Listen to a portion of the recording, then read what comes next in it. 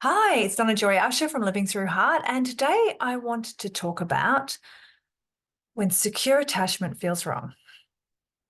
So I'm going to talk about some learnings and what secure attachment is and different insecure attachment styles, so you can understand where I'm coming from. And then I'm going to take you through a story of something I've been through recently for the last month. So it's possible, warning, I may get emotional. So I may not. We'll see what happens, eh? But just giving you a warning. Okay, so I recently had an experience myself for the first time of coming into relationship and being able to be in secure attachment in myself, in my own being. So I'm going to talk about that and what happened. But for those of you who don't understand what I'm talking about with secure attachment, I just want to really quickly talk about, and I have done a whole series on this, like 5, I think, episodes in my podcast and videos on insecure attachment styles and what's going on. And it's basically how we relate to people and how we are in relationship. And our attachment style ability is formed when we're very small in our formative years, and it's formed because of how we've had to bond to our caretaker. So being in secure attachment means that we can be attached to someone without our nervous system being dysregulated. So we can feel safe in attachment with somebody. And sometimes, like, you could be in secure attachment, able to secure attach to women, but not to men, or vice versa, depending on what your relationship with your primary caretakers were like when you're a child. And obviously there can be moments in time for infants and children where they really were not safe. And this can cause an insecure attachment type that can be called disorganized, where they had to bond to somebody that they weren't safe with, and there's this whole, like, they need to be with someone but they want to get away from them, and that's a very very hard insecure attachment to be in, and that requires a lot of very deep healing, going back to these moments in time to give that child what they actually needed for them to be able to let go and move on and increase their window of tolerance, and to be able to be secure within themselves so that they can be secure in relationship.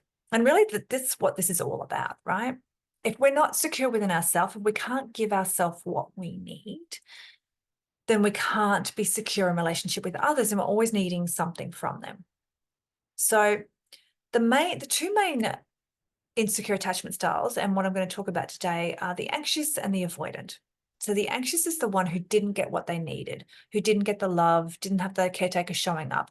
And this can be so subtle. It's not even like the caretaker was trying to not give this child what they needed, but it might just be that they weren't there for them emotionally. They weren't there for them even physically. Like a dad who was always working, and when he was home, he was always caught up in work, and then he wasn't there emotionally to be able to give the love and the attention to this child that they needed. And this is a big one for daughters. They often have this anxious attachment style with man because dad just wasn't there for them. And sure, dad was being the breadwinner, and he was bringing in the money, and he was creating the secure space. And on the very lower limits of what they needed, from like having a shelter over their house and having food on the table and having water, their basic security needs were being met, but not their emotional needs. So this forms an insecure attachment of anxious, where they're always, am I lovable? Am I worthy? Am I this is going on? Now, the other style is the avoidant. And the avoidant is the one who needs the freedom, puts boundaries in place, which are actually walls, comes up with ways for which they just can't be something. Or when they come into a relationship and someone is being loving towards them, they just can't handle it. It makes them feel very insecure, very unsafe, and they need to get away because they just can't breathe, and that person was smothering them. And this often is with men who are very smothered by the mother. And so what happens is often the mother was also not getting her emotional needs met by her husband. And then she has a son, and she tries to get it from him. And then quite often she will have the daughter in the same patterning with her. Well, the daughter is kind of backing up her belief system of why she's not getting this. And the daughter is then also taught to be, doing everything and being the housekeeper and being the bestest this and the cook. And so the daughter's getting this anxious attachment style built into her because she's learning from her mother and she's not getting what she needs from her father. And then the boy is being smothered by the mother, who is trying to get her paternal, her masculine need of attention and love from her son. And I don't mean in a sexual way, although there are moments of that out there within society, definitely, but it can just be, you know, doing up his shirt and combing his hair and licking and like his hair when he's a teenager, and they're like, "Mom, get off me," and just her energy. And this is all about energy, right? And because our actions show our energy, how we show up and the actions that we have are showing the energy. And that's very important because that's only just kind of clicked into place for me. When you're in a relationship with someone and they say actions speak louder than words, right? Because the action is actually the result of the energy that is there, right? So when we have this energy of this need for somebody to make us feel safe, to make us feel loved, to make us feel worthy, then we're smothering them with that energy. That's an anxious attacher. And then the avoidant is like, has this need to get away, to have freedom. And then that's then stimulating the anxious attacher's need for like, oh my God, I don't feel loved, I don't feel worthy. Now, and what happens is that obviously these two energies that are so different to each other sort of coming together almost create this whole, right? It's like they fit into each other and they create a polarity. So they're attracted, which is great, except it's unhealthy. It's this unhealthy dynamic of attraction. This push-pull starts to happen. And all of the energy, all of this person's attention, and rather than being able to be out energetically in the world creating, it all comes back to this relationship and then needing to be safe within this relationship. And so the anxious attacher, like when they first come together, it's like, oh, amazing. I feel finally seen. I feel finally heard. Oh my God, this person gets me. It's my twin flame or my soulmate. And it's like they feel right. It feels right. There's a deep rightness within. And this is from this energy. And the anxious is finally feeling loved, finally feeling seen, finally feeling heard. And the avoidant at this point is like, because the avoidant wants love as well. And sometimes an avoidant is actually created by an anxious that has been hurt so badly that they just put a wall up and they won't let anyone in, right? And at the end of the day, we all just want to be loved, right? So it's like this person who's so loving and so giving, and the avoidant is like, oh, I can have this. And then it starts to get a bit too much, right? So what's happening is that we have these needs that are within us from our foundational belief systems that were created when we were small, like I'm not lovable, I'm not worthy, I'm not, important enough, I'm not good enough, I can't have, I'm not allowed. These beliefs that are in us. And there's a whole heap of them, right?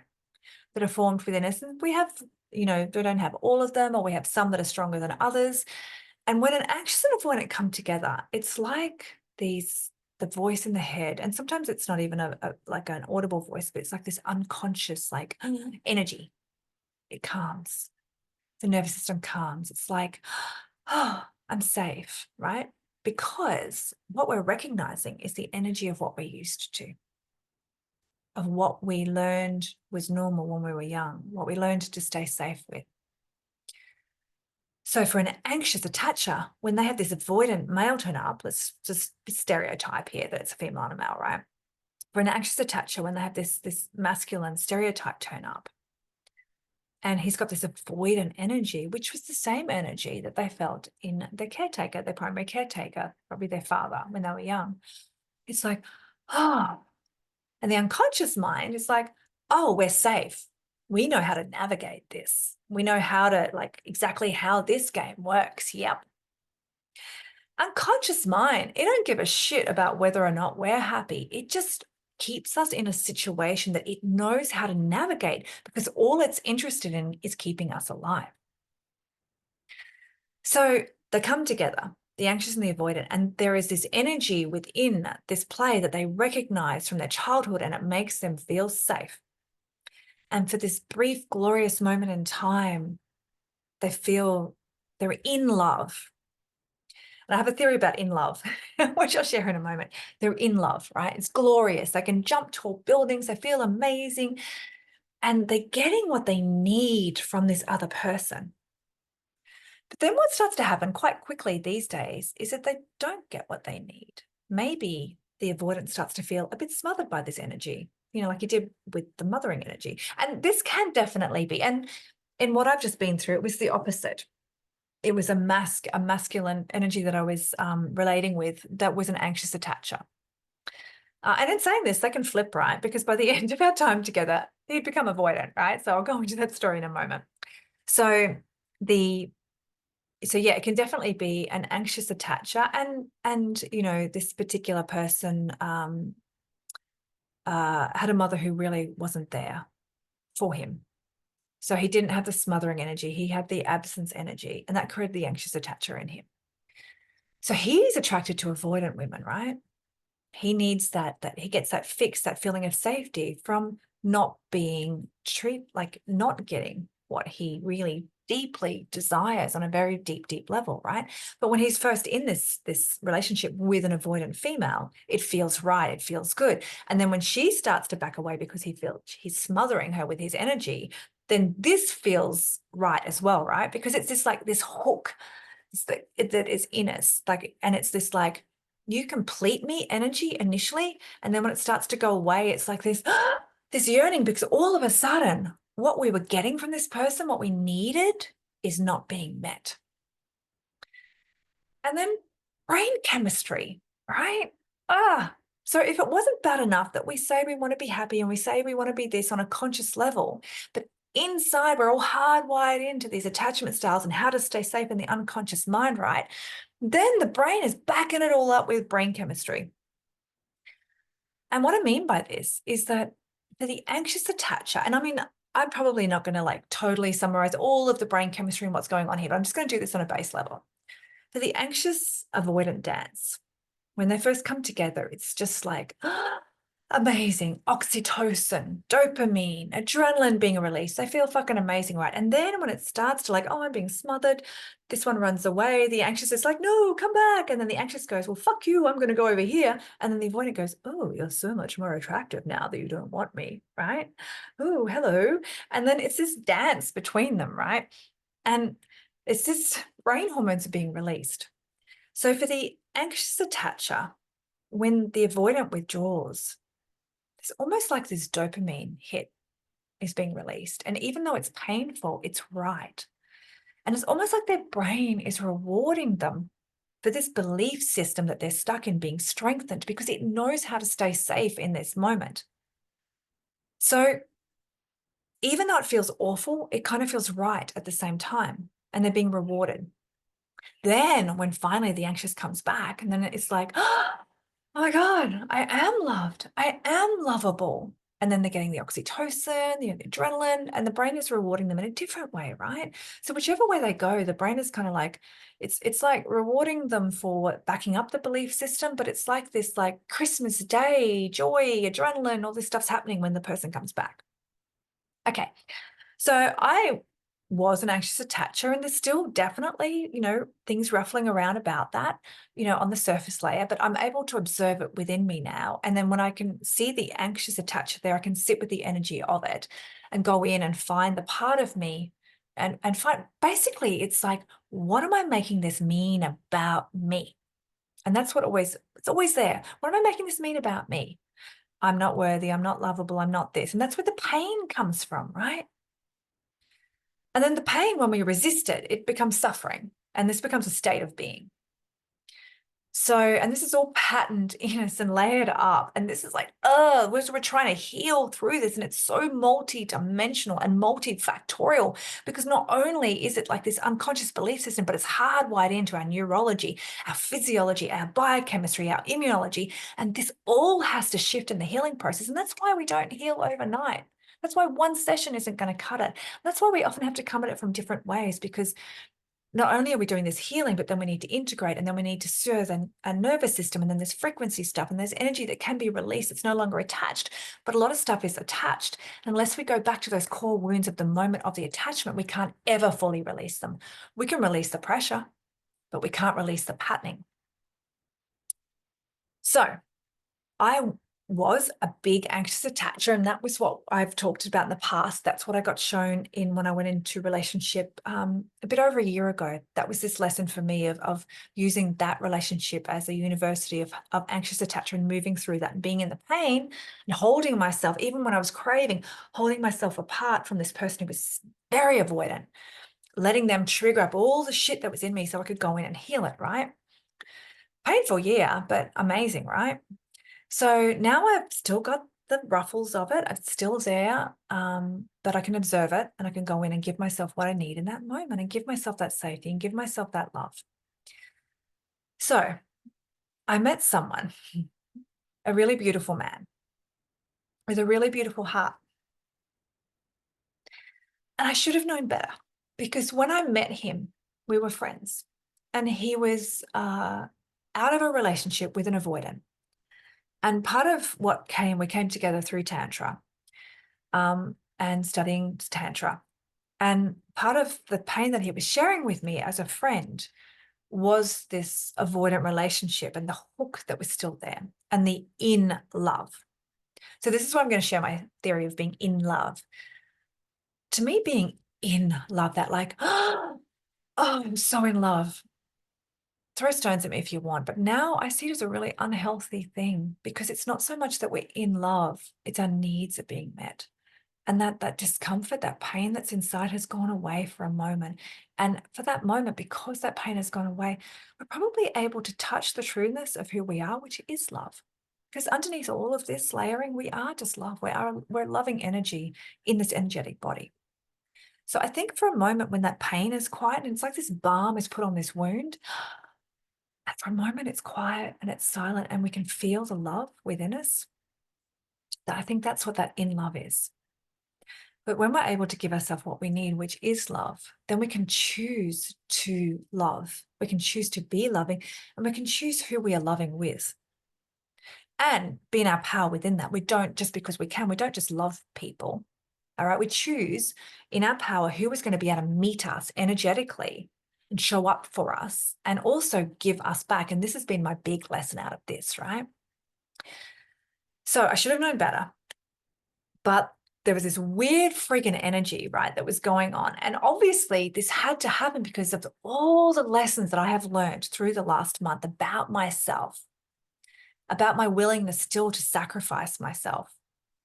And I had this big underlying pattern going on, which I'm still working through and observing, which was this always making myself or allowing myself to be a second option and realizing, obviously, of course, because it's always a dynamic of what we're doing with ourselves. I was still making myself a second option in life and in work and sacrificing myself for others. So I learned so much through this process of that, of for the first time ever, observing how I was allowing myself to not be prioritized, to not be important, and then making it okay. The other thing that I learned was what it felt like to be insecure attachment in a relationship. Because when I came into this, I was able to observe that lack of that feeling wasn't there. But instead, what was there was this beautiful person who was loving and giving and actually, for the first time ever, I was getting exactly what I wanted. Someone who was showing up for me, someone who was observant of me, someone who was looking out for me, right? And someone who was like there for me. And I was getting attention and affection in a way I'd always wanted and craved and had never had before.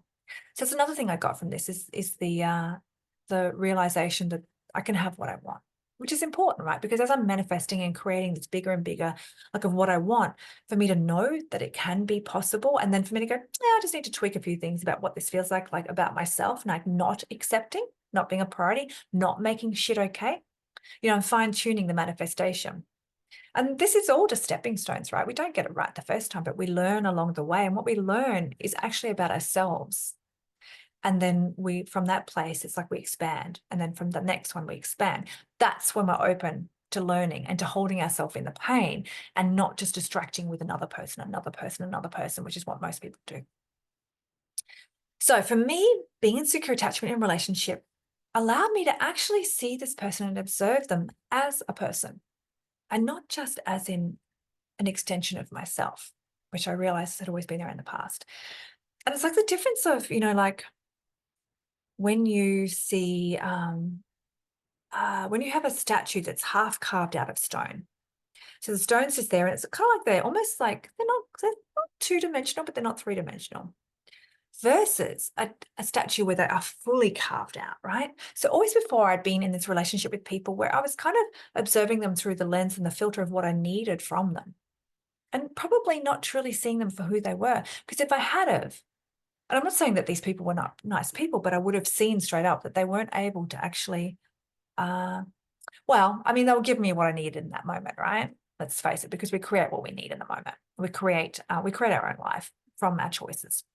So they were exactly what I needed right there, right then. But now knowing what I want, I can see how I was shaping them up to be like, and seeing them in different ways, and not seeing what was there to see.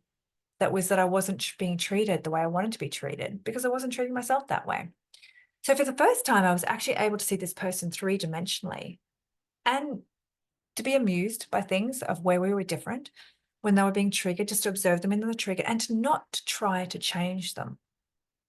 I don't think I did anyway. It's possible, maybe through in certain ways I was. And that's another lesson as well, right? For me to observe that. But I didn't want to try and change them. I didn't try to make them be like me. I didn't try to like force them into things. I didn't need to feel safe in a certain way. I was able to observe that this person was actually different to me in many ways. And then we had commonalities that came together. So I could appreciate the fact that we could have these amazing conversations about spirituality. And we were both reading books and we were in the Tantra space, so the growing within that space and the oneness and the wholeness and coming in. And we watched Joe Dispenza together and we did all this stuff together. It was amazing, right? Then also to be able to observe this person's differences and to just appreciate that in them. And even though maybe they weren't things that I was interested in myself, being able to be interested in them for them. And it was different. It felt different. There was not that hook. There was not that like angst going on for me. And it was a really, really beautiful thing. And instead of using that anxious attacher to have the polarity, I was able to use the chemistry of the masculine and the feminine instead for myself, and to allow myself to surrender more and more into my feminine with this person and allow them to go more into their masculine with me. Now, the problem was that because they were treating me so well, and I was still allowing myself to be a second option, I was ignoring the actions speak louder than words, things that were going on. So on one hand, they were showing up in a way that was amazing, but there were these little things that were going on that I should have been aware of. But I was ignoring because this was so amazing and I wanted this, right? But what was really happening on their end, that they were feeling from the anxious attacher that there was something missing, there was something lacking. And it was that hook. It was that you complete me. So even though they could admit from a masculine, feminine, sexual chemistry, polarity side, things were amazing, right? There was no attachment to me. And that was because my energy insecurity was not needing anything from them. So they were not feeling needed. And that was making them feel really unsafe and insecure. So on one hand, here they were, and one of their pain points when we first met was this pain of never having been chosen. And yet when they were chosen for who they were, which is what I was able to do because I was no longer needing them, they couldn't accept that because they weren't in a place where they could be chosen. And I think this comes down to, like, obviously, it all starts here, like with ourselves. If they weren't able to choose themselves, if they weren't able to love themselves, if they weren't able to know their own worth, then there's no way when I showed up choosing them, loving them, finding them worthy, giving them compliments, that they were even able to accept that transmission because it wasn't on the same frequency of where they were. And so for me, the big lesson was that then when finally it came to light that they found something lacking, I immediately went into feeling so stupid because I just didn't see it. Even though the signs were there, I was ignoring them because I was so focused on the amazingness of this thing that I was allowing myself to not follow my intuition. And then, of course, I went into like a night of me making it be about me and me being lacking, that there was something lacking in me. Well, when I step up to the big observation, I just know that the energy wasn't right. The nervous system wasn't calm. They didn't feel safe within this. And then the brain chemistry is now releasing adrenaline and cortisol to make them get away any way that they can, to come up some way that they can still be a really good person and create a barrier, a wall where this can't happen. which is what they did. But then the truth came out about it just feeling lacking. And for me now, I'm sitting in the pain of realizing that there's an even smaller pool of people that I can be in relationship with and meet me where I'm at, because if I'm not energetically needing from them, then they're not going to feel needed. And if they need to feel needed to feel safe, then they're going to feel that there's something lacking.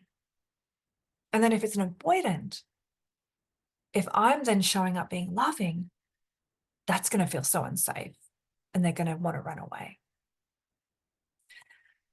And so that's sad for me, because it was already a big ask to have somebody meet me and to be able to accept me as I am in all my woo-woo weirdness, to not be in spiritual bypass, but to be going in and doing the hard work, to be in metacognition, observing themselves and able to be called and to call me so that we can, within relationship, grow and trigger this. I mean, when you're in a relationship where there is love, and all that is not love will show up, right? So I don't want to be in love, in need. I want to be loved and be loving. It's a much more expansive feel than this container that is created in insecure attachment. But for me to find somebody now who is like all the things that I need to be met, while also being their own person with their own interests, entrepreneurial minded, right? Because they don't have to have a big successful business or whatever, but to have that lateral thinking and that openness and that creativity within that. But then also to be able to be in secure attachment and to appreciate that. Yeah, that's it's going to be a big ask, I find. So I'm sitting with that, the pain of that at the moment, and knowing that all the hard work I've done actually means it's going to be harder to find someone who can meet me, and the fear which I need to move through and keep holding the energy of what I want. But for me, there's a real fear that I'm going to spend the rest of my life alone. And maybe this was a life that was it. So I need to move beyond the fear into, holding the energy of what I want and then being in the feeling of that now, right? Because if I can just be in the feeling of what I want energetically, well, then that's really what I'm after anyways, that feeling I'll have when I have it. So what I'm realizing through this process is that each moment, each relationship, each time is a stepping stone towards what we really want when we're on the journey. And I mean, a lot of people fall into a relationship and then spend the rest of their life just trying to make this relationship work. And sometimes it works. Sometimes they're happy within that. And sometimes they're not. Majority of the time they're not. But then we're like, oh, the next relationship. And we're indoctrinated through culture and society to get married. Like this has to be for life, to commit to someone for life. Why? Why? I mean, I get it when you have kids and family, but when we're unhappy and dynamically it's not working for us, why? What's the lesson there? What's the thing there? Because of God? I'm pretty sure that God doesn't want us to be unhappy. But to be able to be open to the fact that, yes, maybe you will meet someone that you can continue to grow together and you can expand together with, and that you will end up with forever, then also be open to that each relationship is there to bring stuff up in you to observe. And then as you observe it and as you move through it, as you grow it, well, then maybe this person is growing with you. Maybe they're not. Maybe they're just there for a moment in time to show something to you about yourself, which is what this one was. And, maybe they just weren't right at the beginning, but you're just willing to accept anything, which is what I've done in the past. Like just taking the crumbs, even though these were all really beautiful people, right? It was me not prioritizing myself that created these situations. I know, right? I'm taking radical responsibility and 100% for this, but my willingness to accept like little bits rather than going for the whole was what kept me in those relationships. So being observant of when there is just a crumb, when around the crumb is a void, right? And then when instead we're just holding on to this one little thing, making everything else mean okay, rather than being in the nothing. So for those of us who feel that something is better than nothing, we need to realize you've got to go through the nothing to have what you want. You've got to be prepared to let go of that thing that you had that is not correct for you. and be in the nothing, to work on yourself, to be with yourself, to give yourself what you need, to find the safety so that you can have another something. And whether that something will be everything that you want, or whether it'll be just there to give you another lesson on the, okay, I see now. And then you go back into the nothing. I remember Chris Duncan, one of my mentors, talking about how, you know, you buy this beautiful piece of land and this great property, it's got great potential, but it's got this really old rundown house on it. And then eventually you get to the point where you want to build this beautiful house on it, but you've got to demolish that old house first. You got to go through the stage of it just seeming all fucked up and the pain of that, right? Of moving through it and holding yourself in it, holding that North Star as you move through and learn everything. And then the house is gone and the land is there, right? But the new house isn't there yet. And then there's this stage of nothingness. And then a station of creation where you're not quite there yet, but it's starting to be built and starting to be this. And then one day, eventually, you have this beautiful house. It is exactly what you wanted, exactly the way you wanted, in this amazing location. And then you have the everything. But it doesn't happen in one moment. And it doesn't happen if we're not prepared to do the work. And it doesn't happen if we're not prepared to be in the fire of the pain, not the suffering, right? The suffering is different. The suffering comes from the resistance of the pain.